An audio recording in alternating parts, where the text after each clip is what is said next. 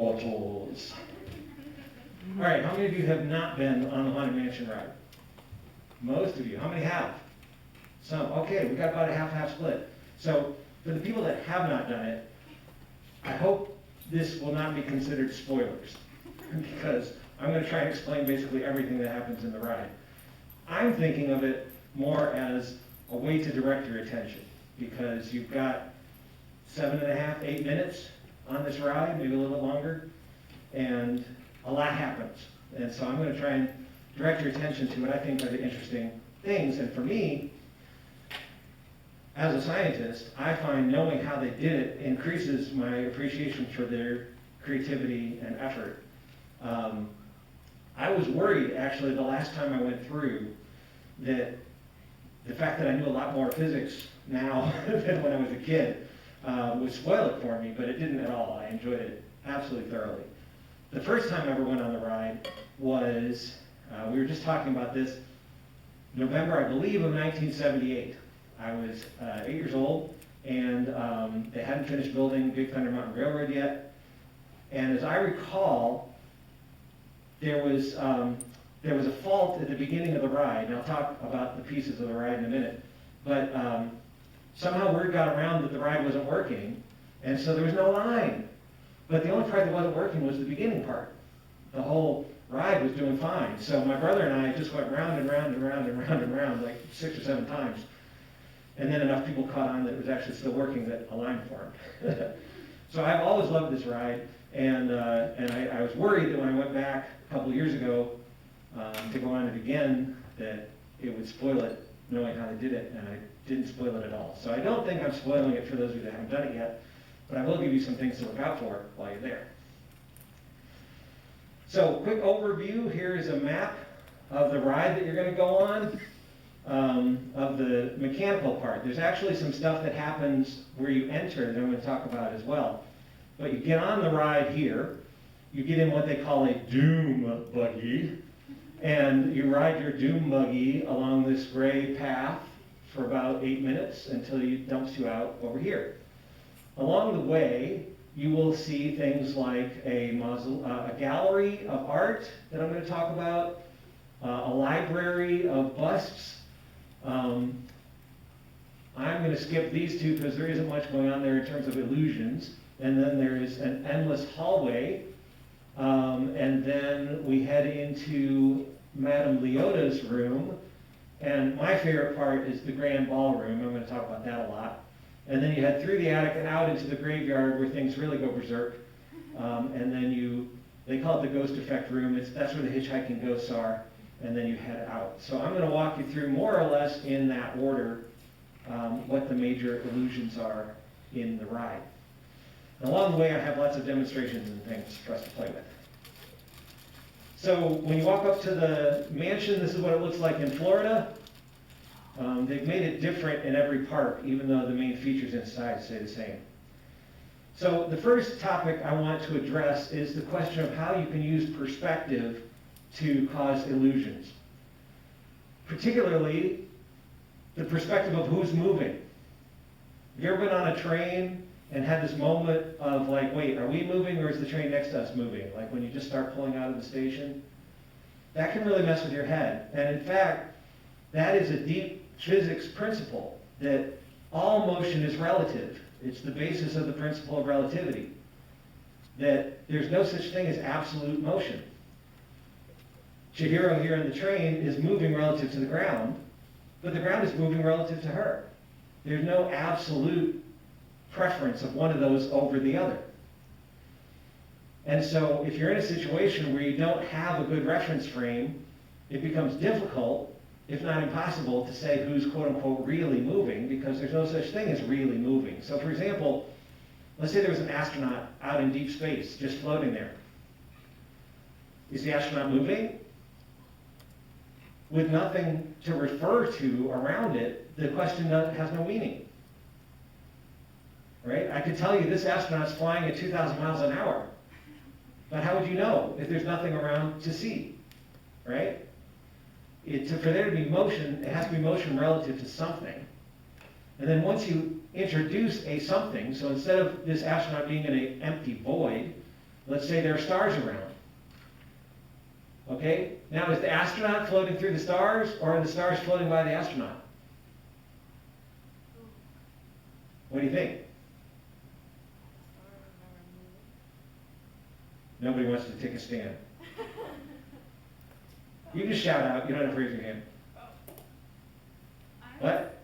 I would say that maybe they're both moving. Mm-hmm. You can convince your brain either way. And I can. I mean, when it first starts, when you see the edge of the star field going by, it feels like the astronaut's sitting still and the stars are moving. But then once the edge goes away, I think, let me do it again. You can convince yourself that either one is moving. Let's try it again. So here, to me, it looks like the stars are moving. But once that gets off the edge of the screen, I can convince myself that the astronaut's moving. Either way. Now, what does this have to do with the Haunted Mansion? Those of you that have been on it probably know where I'm going with this. But the first thing you'll see when you get into the room, into the building, after the line, there's a lot of neat stuff to see in the line too, but it's not magical illusion type stuff. When you get in the building, the first room you get into looks like this. It's a sort of octagonal room, maybe a little bit smaller than this stage down here. And this is what you see when you look up. There are these sort of harmless portraits, and then, you know, a voice starts talking to you, the ghost host. And does the ceiling start going up, or does the floor start going down? That's the matter of perspective. It's hard to tell.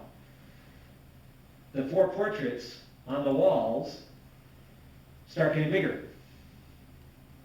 And I toyed with whether I should reveal what they're going to look like, but you're going to see them. So this is what they look like once they get stretched out. The part you see at the beginning is just the very upper part up there, and it looks totally benign and, you know, harmless. And then you find out that it's anything but benign and harmless. Now, the reason I find this room interesting is that you can't tell when you're in it if you're going down or the ceiling's going up. And that's particularly interesting because the very first Haunted Mansion in Disneyland, it actually was an elevator. The floor went down and revealed these portraits while the ceiling stayed put. And they did that for a reason. Here's a map of the Haunted Mansion in Disneyland. It's a very different architectural style because it's meant to be in New Orleans. The one in Florida is in Liberty Square near the Hall of Presidents, so they put it in more of a kind of northeastern architectural milieu. But in Disneyland, you go in the mansion, but the whole ride is in this big building over here, and there's a train track in between the two. So they had to have some way to get the people from this building over here, and they decided to make an elevator that would take you down so that you could go under. So here you can see it's marked as elevator 1, elevator 2. They have 2 identical rooms so that they can move twice the amount of people through. And so the elevator goes down. You can walk along this entrance hall that takes you under the train track, and then you get on the ride, which is all in there. When they moved to Florida, they didn't have this architectural issue. They connected the building right up to the ride, so they didn't need an elevator. But it was such a popular way to start the ride, they didn't want to lose that, so they raised the ceiling. So if you go on this ride in California, the floor goes down. If you go on the ride in Florida, the ceiling goes up. But you, the visitor, can't tell the difference. And in fact, when I was a kid, it was this room that was broken, and they had both doors open, and you just walk straight through. But when you go on this and it's working, you have the experience of the ceiling going up. And I'm going to come back to that ceiling a little bit later. Another thing that can happen that can mess with your perspective has to do with perception.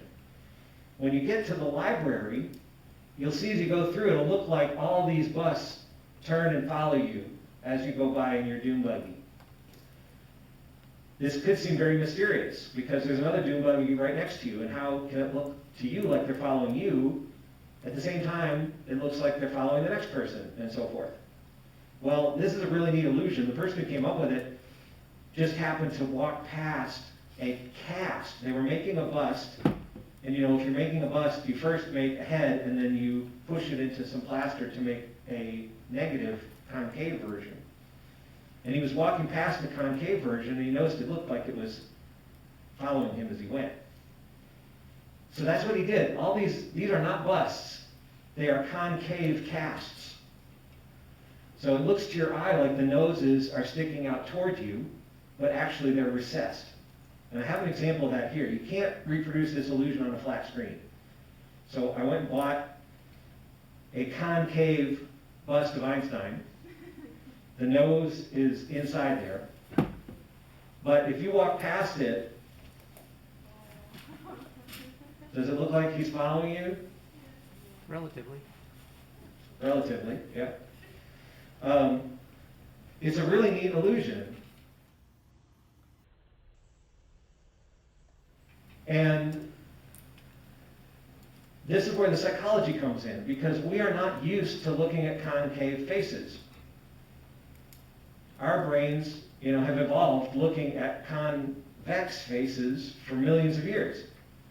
Our brains are not used to what concave faces look like. So your brain tries to interpret what you're seeing as a convex face. And the problem with that is, as you walk by, so like, here's a face. Normally, you would be down here looking up at it. But when you have something like that Einstein, it's concave, and you're actually up here looking into it. And when you look at it, you can see straight through to the tip of the nose. And when you walk by, you can still see straight through to the tip of the nose. Any angle you look at it, you can see the tip of the nose. But if you were looking at a convex face from the other side, the only time you would see the tip of the nose like that is if you're looking straight on. If you were to walk over here, you would see the side of the nose, not the tip of the nose. So your brain thinks the only way I can still see the tip of the nose when I walk to the side is if the head turns to follow me, and then I can still see the tip of the nose. Light and shadow are important here too. I lit this thing from underneath, so the concave face lit from underneath fools your brain into thinking it's a convex face. And then the only way to be able to see the tip of the nose is your brain says that thing must be following me. There's a really neat illusion you can make yourself if you do some Googling. You can get this pattern and cut it out. You print it out, cut it out, fold it together, and it makes a little dragon. And I found this animated movie of what that dragon looks like when you put it together. First of all, you fold it so that this face is on the inside, the concave part of the dragon. And when you walk by it, it looks like this. And what's neat about this movie is that they're going to take the camera around the back, and you'll see it suddenly shift from what looks convex to suddenly now you see it's concave. And when it comes back around again, you'll see suddenly it'll shift from concave to convex when you see the whole thing right about now. Right? Isn't that neat? It's really concave, but your brain will be totally convinced that it's convex. So that's a neat illusion of perspective. Okay, as Jill mentioned, I'm a theater guy. I like to do theater lighting as a hobby. So the importance of lighting in these illusions cannot be overstated. It's important to light the bust from below, or it won't work. A lot of these illusions you see in the Haunted Mansion come down to how they lit it. I want to take you back to that elevator room. At the end of the elevator room part of the ride, the ghost host has been narrating what's going on. The floor has been sinking or the ceiling has been going up, depending which part you're on. Here you can see the full paintings are revealed. And then there's this ceiling up there, and the ghost host says something like, "You may have noticed there's no way out unless you take the route I took, or my route," or something. And then suddenly it goes dark, there's a lightning flash, and you see this body hanging up at the top. And it doesn't stay there for very long, but very quickly you go from what looks like a solid roof to suddenly you see up through to see this body. Now how did they do that? I'll tell you in a second. The next thing you get into after this room is the portrait gallery. And your dune buggy, once you get in the dune buggy, the first thing it goes by is a bunch of portraits that look kind of like this. And then lightning will flash and you'll get brief glimpses of transformation. Now, how do they do this? They do this with a theater technique called a scrim. And in theater, a scrim is a piece of fabric that has lots of little holes in it. So you can almost do this with a screen, but the holes on the screen are a little bit too big. So it's a piece of fabric that the holes are small enough so that when you light it from the front, it looks like a solid wall. But when you light it from the back, it becomes transparent, or at least translucent. And so I have an example here. Oh, wait a minute. Oops. So that's lighting from the back, front, back, front, back, front. That's what a scrim does for you. So I tried to create the illusion. Oh yeah, so that's what the roof of that elevator room is. It's a scrim. When it's lit from below, it looks like a solid ceiling. When they darken the room and lighten behind it, then you see the hanging body up there. And the portraits look kind of like this. I couldn't get a piece of scrim that was small enough to do this, but you can achieve a similar effect with perforated vinyl. This is the stuff they put on like city buses when they like cover it with an ad, you know. You can see out, I don't know, can you see there's lots of little holes in the vinyl? Then I'm probably too close. Does it look solid now? Yeah. Okay, so it looks like a solid portrait when it's lit from the front. The back of my thing fell off here. When I push this button, it's going to switch from lighting from the front to lighting from the back. Ooh. And suddenly, it's a werewolf. I love that. Does it look okay? Yes. So, scary, not scary. That's essentially what they do with those transformation portraits. They're lighting it from the front, and they've got a little scrim on it, and then they switch to lighting from the back, and you see the skull or the Medusa or whatever it is. So you'll notice that when you go by. I had fun this summer building all these things. So that's a scrim, and I love using scrims when I do light design in theater, so I thought I'd just show you an example of one in action. The video quality is terrible because it's a 20-year-old VHS tape that got digitized, but this is the beginning of the play Chicago. Anybody seen the play Chicago? So the narrator comes out and tells you you're about to see a story of murder, lust, greed, and things like that. Ladies and gentlemen, you are all about to see a story of murder, greed, corruption, violence, exploitation, adultery, and treachery. All those things we hold so near and dear to our hearts. So in that play, we had a scrim that covered the whole stage, and when you lit it from the front, you couldn't see that all those people were back there. You could see a little light because the band was there and they needed light to see their scores by. But then when I put spotlights on the individual actors, then you could see them suddenly. And we use that a few times throughout the play. So it's a really fun technique, and you can use it in lots of different ways, and they use it in the Haunted Mansion. The next few illusions I want to talk about involve using reflections and making images, and then fooling your brain into thinking the images are real. So the first thing you need to know to make reflections and images is that light basically moves in straight lines. Unless you're an astrophysicist and have to deal with things like black holes and galaxies and things like that, you can pretty much assume that light's going to move in a straight line. So that's step one. Step two is that you only see the light that goes in your eye. And I wasn't sure if I was going to be able to do this demo, so I animated it, but I want to do the demo as well. So here's your eye. Here's something you're looking at, this black line on the left. And then let's say there's a laser pointer. So for example, I have a laser pointer. And if I shine the laser pointer on the board over there, where do you see the light?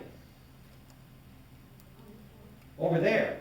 The light's coming from here, but you don't see it. You don't see it anywhere along the way either, right? Because you only see the light that goes in your eye. And the light comes out of this laser going that way.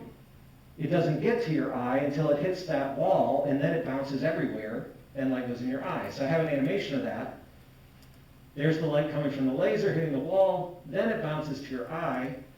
Your brain knows that light goes in straight lines, and so it says the light must have come from over there, the light is on the wall, right? Can I get a volunteer? Would you be willing to hold this for me? Try and hit the not-so-hidden Mickey on the board over there, and hold it steady. Now, see if this works. Where is that laser? There we go. This is one reason I like chalkboards instead of whiteboards. You can't do this with whiteboard markers. But once there's something in the air that the light can hit, it bounces off the chalk dust, then it goes in your eye, and you see it coming from over here, not from over there. Question? Yeah, go ahead. Is it kind of like when we go to the eye doctor and the doctor's like, look there and they shine the light in our eyes? Oh, in that case, they are trying to look at your retina, the back of your eye. So it's less about where the light's coming from to go in your eye. They are bouncing light off the back of your eye so that they can see what's going on there. It's a little different. So with that in mind, you can do a lot of illusion by fooling the brain into thinking the light is coming from somewhere else when the source is really elsewhere. You couldn't see the laser pointer. All you saw was the light coming from over there. So, if you could get the rays to come to your eye from somewhere else, you can fool the brain into thinking the source of the light is elsewhere. So, for example, if you were looking at this little girl over here, the light from the little girl would go right to your eye, and you would say the little girl is right there. But if we could somehow get the light to come to your eye from over here, you would intuit that the little girl is really over here. Because if you think about it, you don't really see objects. You're not seeing me. You're seeing the light that bounces off of me. If I can get that light to come from somewhere else, you'll think I'm somewhere else. And we have a really simple, ancient, nifty gadget that will do that. And you look at one every day. What do you think? A mirror. If I put a mirror right here, then the light from the little girl will hit the mirror, bounce off this way, and I will think the little girl's over here. And what do we usually call that?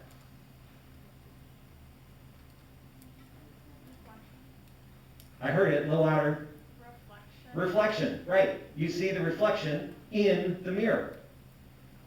Now, it's a little bit more complicated because this light's coming from the girl's head, and if there was also light coming from the girl's feet, we would see that bounce off like this, and so we would think the girl's feet are here and her head is there, so really it should be upside down, and that's why we think reflections are backwards in a mirror. Now, you can do even cooler things with that. So we call this down here, this is an image because it's where it looks like the light is coming from. This is an object, a real person. I'm going to pass this around. I hope that's safe, but you've got to be able to. This is two mirrors that are curved, and there's a little rubber hand in there. I'm going to pass this around because you have to look at it from a certain angle. If you look at it from like sort of this angle, it will look to you like the rubber hand is floating right up here, like you can grab it.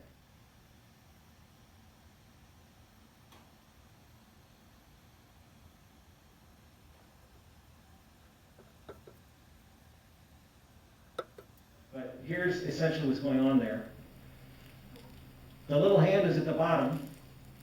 The rays bounce off the mirror on the top, bounce off the mirror on the bottom, and then crisscross coming out the middle of the hole. And so it looks to you like the rays are coming from up here, not down there. So you think the little rubber hand is floating up here because that's where the rays seem to be coming from. Does that make sense? So you'll see that in action when it gets around to you.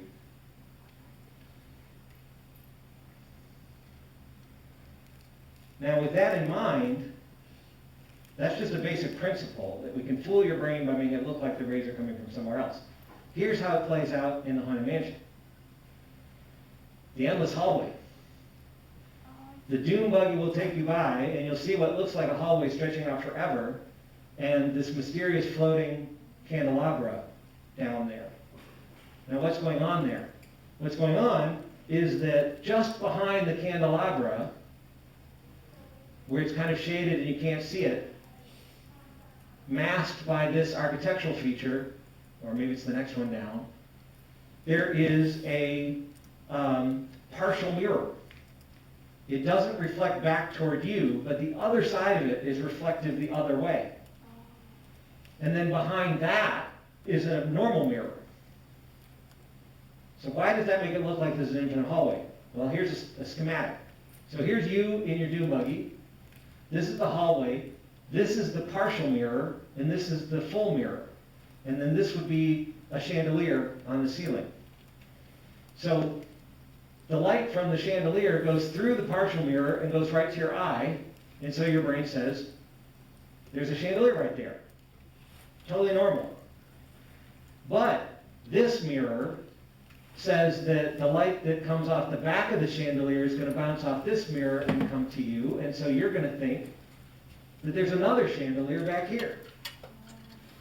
But now because of this partial mirror, and I couldn't get the red lines to line up. Imagine these red lines are coming from the chandelier. It bounces off this mirror, bounces off the back, and then gets to you. And so your brain says there must be another chandelier back there.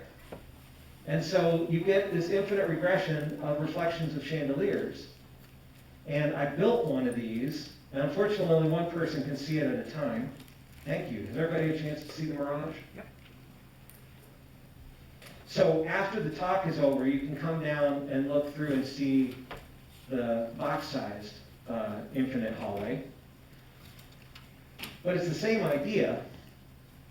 The first two chandeliers are real. In between the two, there's a partial mirror, and that causes all these reflections to go out behind it. This is my model of the infinite hallway. You can see it's not actually infinite. It's only about 18 inches long or so. But inside, there are two compartments. We have the front compartment here with a chandelier in it, and then the back compartment, again with a chandelier in it. And the spacing is such that the reflections of these two chandeliers will overlap. And I put some runner lights on the floor, and in fact those reflections are made to overlap. There is a piece of glass here that's got a reflective surface on the back side, so that this interior chamber here is going to get reflected off the full mirror back there. So when I close this to make it light tight and come down here, you will see an infinite reflection. But of course you also see the room out here because it's not as dark as it should be. Now that I have it properly dark, you can see the hallway stretching off for a long time in the distance.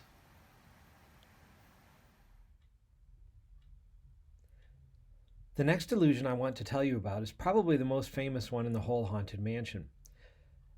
The effect is known as Pepper's ghost, named after someone named Pepper in the 19th century who invented the technique. You see it in the grand ballroom, where as you look out into the ballroom, you see what looks like a ghostly figure seated at the organ on your left, and ghostly dancers twirling around the ballroom floor. Other ghosts emerge from the paintings up above and appear to duel with each other. Ghosts hang off the chandelier. They disappear and reappear. How does this happen as you pass by in your doom buggy? Well, the basic idea is this. As Pepper invented it, here's you, the audience, on the left, and you are looking at a person on stage. And as we talked about earlier, the rays from that person are going to go right from the object to your eye. Now the trick is we put a piece of glass at an angle in between the two that you don't realize is there. That's the key. You don't realize it's there. However, off to the side, we put another object, which is going to be our ghost, and we illuminate it with often a colored light or at least a bright light, so that rays from the ghost hit the mirror, the glass, and reflect off into your eye so that your brain interprets that light as coming from the area near the object. So it's as if a ghost were standing next to the girl you're looking at. To keep you from recognizing where the light is really come from, there's usually some kind of barrier to block the direct rays going from the ghost object directly to your eye so that all you see is the reflection. Here's an old picture of how that would have worked on stage. The audience is sitting off to the left. They can't see the person in the bedsheet down below, but there's a bright light shining on that person. And up above, there's a slanted piece of glass such that the audience thinks they see a shrouded figure floating here that the actor then reacts to. Bear in mind, the actor cannot see this. Only the audience sees this because they see it reflected in the glass. How does this work in the Haunted Mansion? Well, this view out into the grand ballroom, what you don't realize is that you are looking at an enormous piece of glass that's being held up by these stands here. It's like 90 feet across. They had to build the building around it. It was so big. The reason you see reflections is that you, on your doom buggy track, what you don't realize is that there is a room below you and a room above you, and those rooms are painted in black, and there are brightly dressed ghost robots moving around, and lights turn on and off these robots. When the lights turn off, you don't see the reflection disappears. When the lights turn on, you see their reflections in the glass, and your brain interprets this as being in the room. Here's a diagram of how that works. You're over here on the left in your doom buggy. You see the ballroom over here, and then there's this glass. They must clean it pretty regularly because below you there are the dancers, and the duelers are above you, and you see their reflection, but you think they're out there in the room. You have to get the scale carefully right, because if these robots aren't the right size, your brain won't interpret them as being the right distance away. But here is a movie of what it looks like when you go through the ballroom. And then after that, I'm going to show you my model of Pepper's ghost so you can see how it works.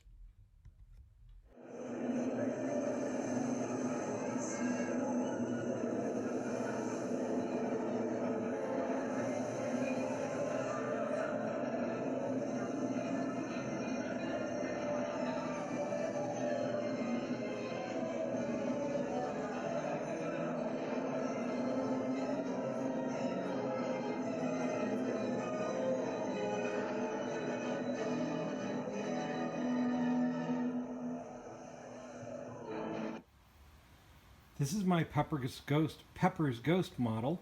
It consists of two chambers, one on this side with a hole right here, you can't see in the dark, that we're going to look through at this chamber. This line here is actually the top of a mirror that's diagonal, and over here there's another chamber that's going to be reflected off the mirror. Inside this chamber is a little art gallery and a figure, Einstein action figure, who's going to stand in the art gallery enjoying the paintings. And on this chamber over here we have the ghost that is going to haunt him. It is in fact a skeleton, which we're going to set up over there in the corner. That makes it nice and light tight. And now we're going to peer into the hole. You can see the hole there. And we're going to light up Mr. Einstein in the art gallery there. And then the ghost will appear. And in fact, in person, it's a little bit more dramatic because the the camera is picking up more of the red light than you would notice in person.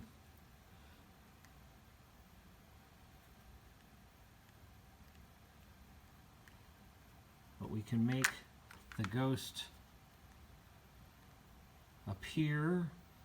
I could make him change color if I want to, but red is a nice color, and I can make him disappear. Thank you, Mr. Einstein. At the end of the ride, they say that some ghosts might hitchhike with you and go home. And you see this iconic trio of ghosts hitching a ride. And then the doom buggies pass in front of a wall of mirrors, and as you look in the mirrors, you see yourself, and you see a ghost sitting with you in the doom buggy.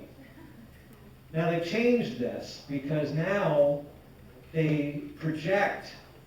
They have little cameras filming you, and in real time they project that up so it looks like you're looking in the mirror, but you're really seeing a projection of yourself. And then they have the computer mess with it. So like when I was with my dad a few years ago when they had done this upgrade, and we were sitting there, we see the ghost, and all of a sudden the ghost grabs our two heads and switches them onto the other bodies. And I was just floored. At the time, I had no idea how they did this, because I wasn't expecting that. But now I know they're projecting it, and in real time they have the computer mess with the image, so you're seeing a projection. To my mind, I know what computers can do. That's not as magical as the mysterious reflection of the ghost like this. What they used to do, and again, I'm telling you this, but you're not going to see this because they got the projection now. But what they used to do is the doom buggies would come through here. There was a whole other room that you didn't see on the other side of those mirrors. This is kind of a reverse Pepper's Ghost. Because Pepper's Ghost, you're seeing a reflection and thinking it is there in reality. This is an example where you're seeing reality and thinking it's part of a reflection. Because you are seeing the reflection of yourself in these mirrors. So the doom buggies are coming along here. You're seeing a reflection of yourself in the glass, and they have these ghosts on a track that's synchronized with the speed of the buggies. And this room is completely black except for the lights hitting the robots. And so you're seeing the real robot next to the reflection of you. Here's a picture of that track. So here are the ghosts. And you see the reflection of you and the real robot ghost behind it. That's how it used to work. But they couldn't do things like move your heads around or whatever else they do these days. So when you go through now, depending on which buggy you're in, you get a different effect of what they do to mess with you. All right. So what do we got here? My goal was to try and show you how they use physics and psychology to fool your brain into thinking you're seeing something you're not.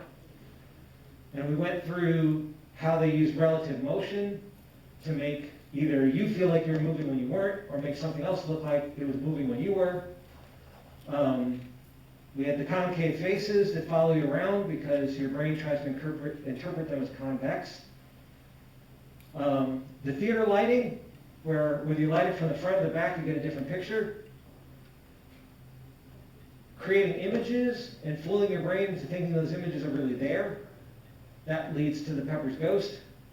Or they project things like faces onto bus and make it look like bus are singing. So I think those are all the main illusions of the Haunted Mansion. And it's a ride that I have always loved, and the more I learn about how they did it, the more I love it. So that's my presentation, and I'm open for questions. Thank you.